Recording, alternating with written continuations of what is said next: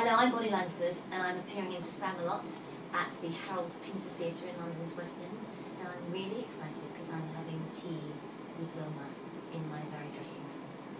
Hi Wilma. I have appeared in, I think it's 8 West End shows. Let's see if I can remember them. Gone with the Wind at Theatre Royal Drury Lane, Gypsy, which I did at the Piccadilly Theatre, Cats in New London, Pirates of Penzance at Drury Lane again, Me and My Girl, oh, Peter Pan, Sweet Charity, Chicago, and Spamalot. I can't remember what else. So quite a lot of shows in London. A fair bit on Broadway too, and I've done a lot of telly from when I was a kid. I did a show called Just William, I did a show called Hot Shoe Show, I did a show called Doctor Who, I did Dance on Ice, and there's the stuff in between. I can't remember, but it's all good. Spamalot is based on Monty Python and the Holy Grail. It is very much, the sketches are almost verbatim to the film, so it's loved by Python fans, almost too much. It's a very well structured musical, crazily structured. I mean everything, it's like Eric Idle and John Dupre, who wrote the music and lyrics, basically threw everything in there and said, right, we're going to do a musical of Monty Python and the Holy Grail, we might as well shove everything in there. It includes the song Always Look on the Bright Side of Life, which in fact wasn't in Monty Python and the Holy Grail, but they've transferred it across. It's great fun. I play the Lady of the Lake, who's this ethereal character who supposedly sort of moves the plot along a little bit and gives King Arthur, who's searching for his Knights of the Round Table and also on a quest to find the Holy Grail. So she gives him that quest that he and his knights must go and find the Holy Grail.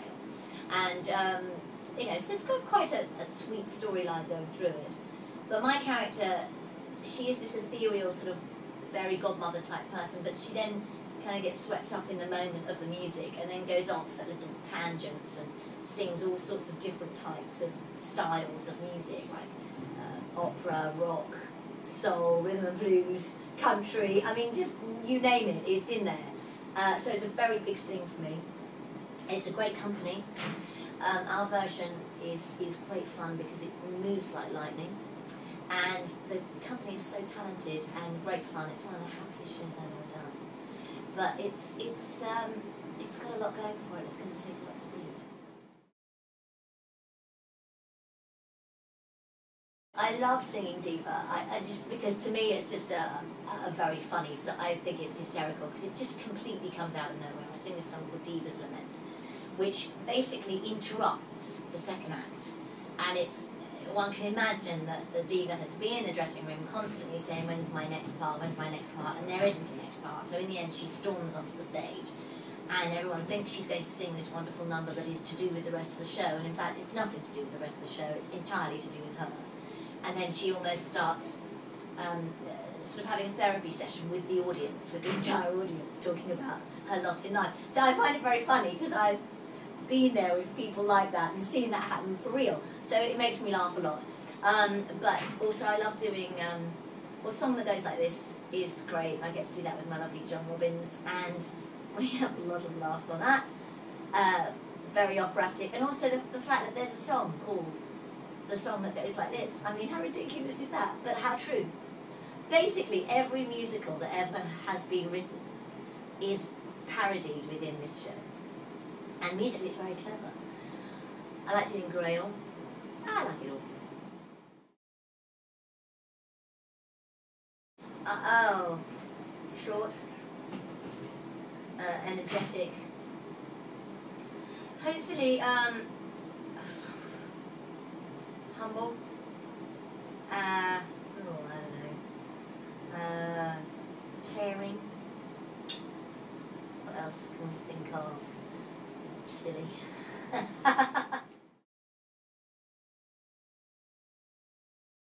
I was doing Doctor Who at the time, I think, and I knew Don Black, and he'd written the lyrics, and Charles Strauss had written the music to this theme tune, and they just asked me if I would sing it. And I remember going to CTS, which doesn't exist anymore, which is a lovely studios in Wembley where they used to do a lot of film scores and recordings for films and stuff. And I think I went there one morning. It was lovely because not only did I know Don, but also I got to meet Charles Strauss, who is now a friend of mine who I've kept in touch with a lot. He's incredible. I think he's 83 now. And I did cabaret that year before last in New York. I was in New York over Christmas. And he wrote me 2 songs. He just wrote songs. It's adorable. And in fact, within that cabaret, I ended up singing The Worst Witch. I asked him for music. In fact, I phoned him up and said, have you got the score for it? Because it doesn't exist.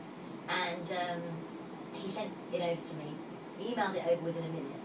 And then I went to his apartments, and he said, oh, I think you need another song. I'll give you another song. And he started going to his cupboard. He's got this cupboard about the size of this room, and it's just full of all his music. And he loves to sit and play. So it was a long session. He was at Spider-Man the night that the guy fell off the thing and nearly broke his back. And Charles just went, there are no songs. I said, what about the guy who broke his back? Oh yeah, that was terrible. There are no songs.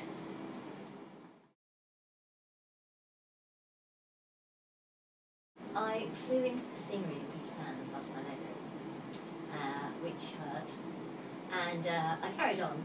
I didn't actually realise that I'd hurt my leg quite as badly as I did. Ended up having 8 stitches and still have no feeling on this lower part of my leg. So that wasn't such fun, except that the night that I did it, I was supposed to be doing an interview for Radio 2 the next hour, basically. So they took me to A&E quickly, but they said it was going to be a really long wait. This was at the end of the show. So the doctor who'd come in, he just bandaged me up, came with me.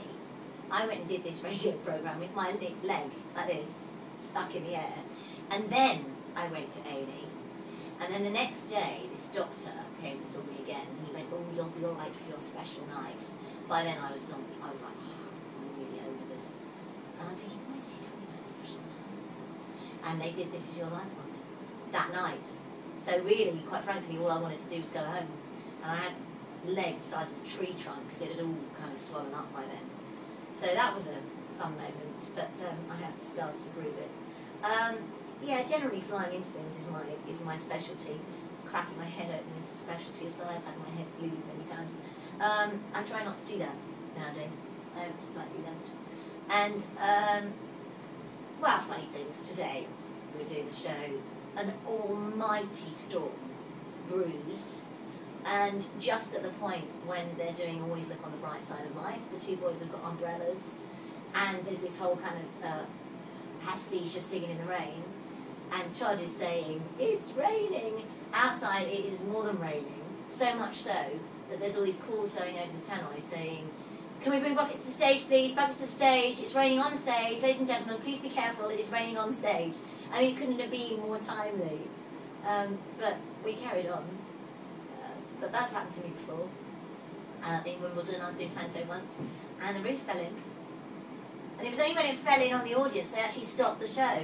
It was falling in the side, that was fine, they carried on. But it fell in, I was on Boxing Day as well in a pantomime. Joe Pasquale and I were out front and went, I'm really sorry, we have to stop. And we were trying to sort of entertain them and sort of do 20 minutes. And then they came on and said, I'm really sorry, you've got to clear the building, it's dangerous. Oh, it's lethal. I mean, you know, they do have health and safety back here. However, you know, there've been all sorts of things. And the stupid part is you do it. You sort of go, yeah. And so, yeah, it takes its toll. But the show goes on.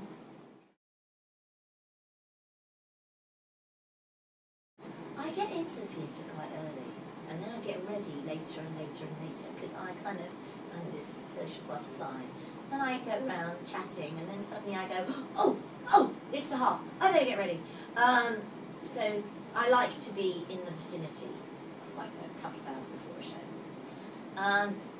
I try not to be too rigid in a routine, but I guess one has certain things, and you know, I'm not one of those people that says, oh, I have to hold my makeup sponge a certain way, or else I won't sing well. You know, but there are things that you start to do, and just the timings of getting ready and wig on and stuff like that. But I don't think there's anything that I say, you know, I have to turn around 3 times and knock on the door and then I'll be alright. Because I think it's really dangerous to get into those situations, because then you find that you add to them, and before you know it, you've got this whole thing going on, and then it freaks you out. But I just warm up. Completely if I can, and talk.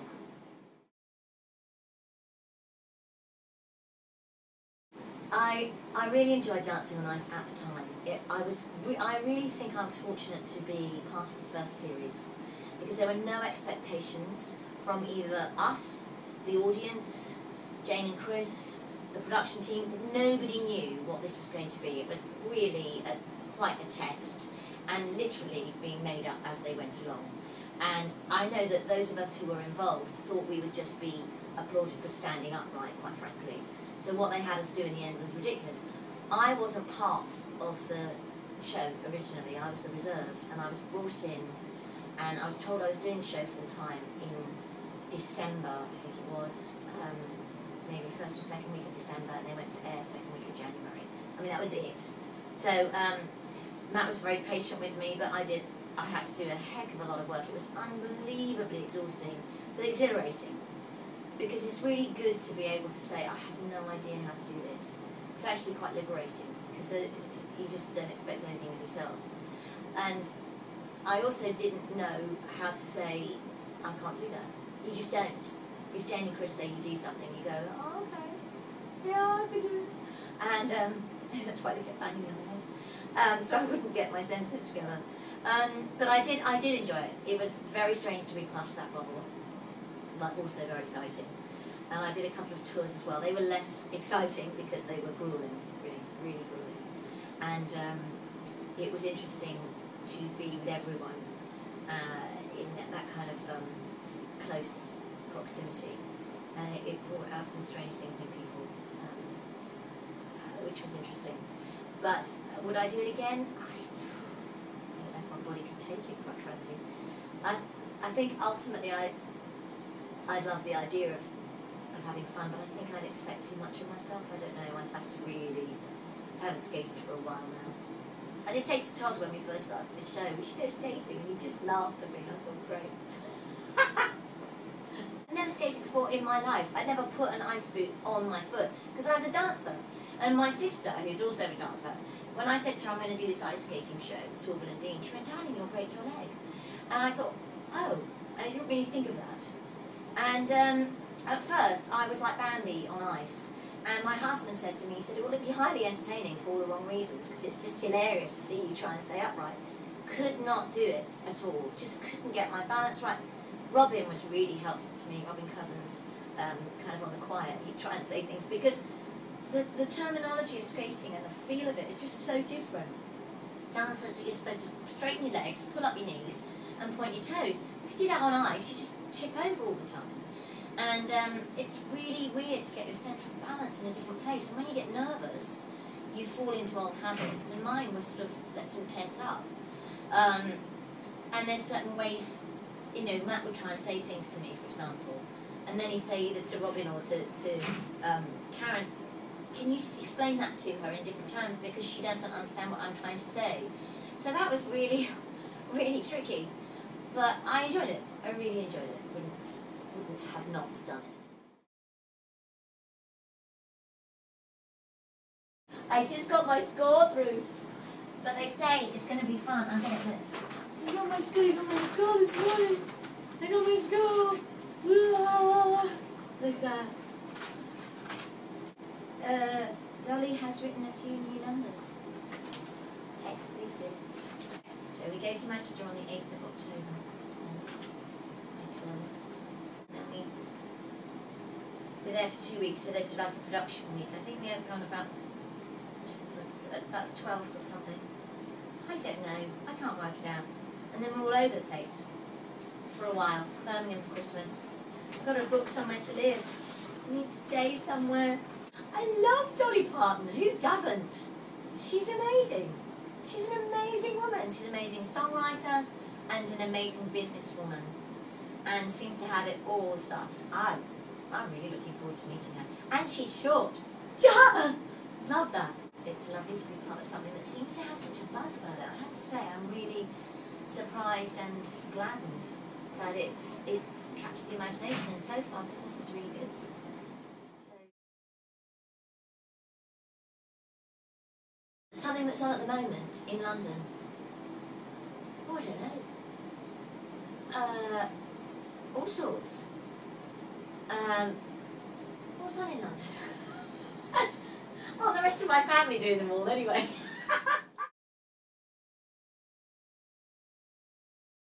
I saw Top Hat, of course, because my niece Summer is in it. I saw Singing in the Rain in Chichester. I haven't seen it here yet. Really must see starting. I can't remember what else I saw lately. I need to see Rock of Ages before Zizi leaves it, although I don't know that I'm going to manage it. My friends in Mamma Mia, they're moving. So she's over the road, we've got to meet for tea. I want to see Sweeney Todd. Here and That's amazing. Matilda was great, I saw that. Oh my god, that was brilliant. Brilliant. Should I make a comeback? Oh, I don't know. Loads. There's some good stuff in there. What do you think? I mean, how can we think of any more things to write? But they do.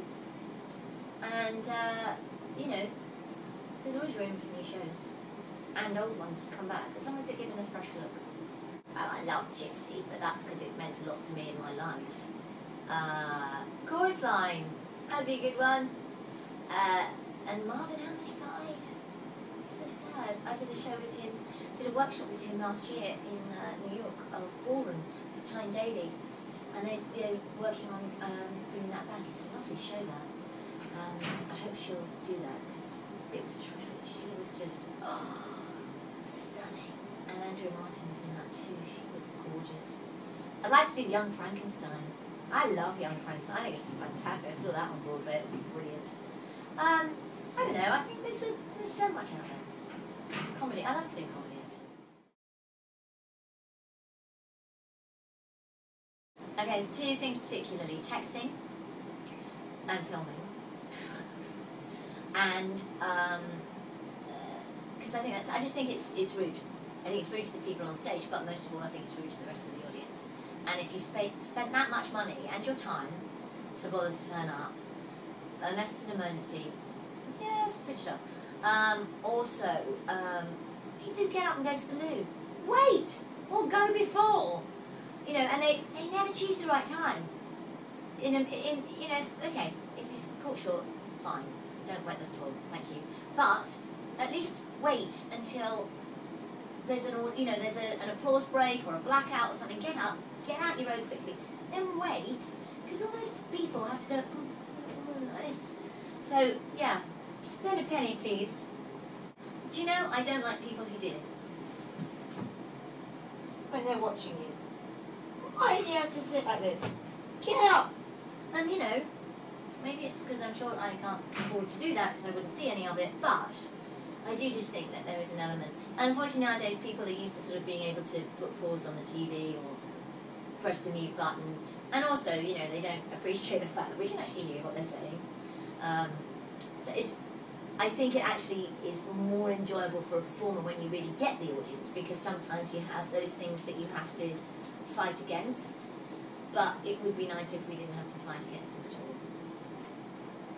I think it's just to do with the fact they don't understand that there are other people around and that also that's going on. Maybe one should just pause and then they'd go, what? Oh, and feel terrible about it. But I think most people are completely unaware. They don't get it. Because if you think in life, we have noise all the time. We have iPods, we have, you know, music going through elevators, we have noise everywhere. So nobody really understands the fact that everyone should be still and quiet, and it's okay to be still and quiet.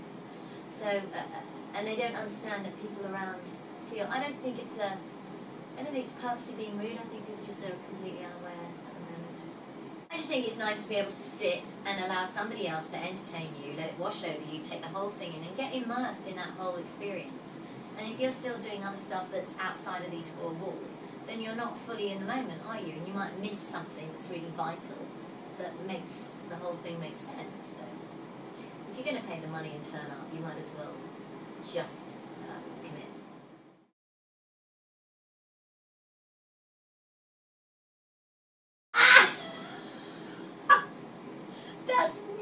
bad. That's so bad. I don't think of Supermarket Sweep when I hear the beep. Sorry, Dale. I'd actually completely forgotten that I did Supermarket Sweep. And I did Supermarket Sweep with my husband, who was absolutely, completely and utterly useless. He was looking for de-icer in the wrong place or something, I remember that. And yes, we failed dismally, running up and down the supermarket. Oh God, I even forgotten I'd done it. Well, there you go. It hasn't even been etched on my memory enough.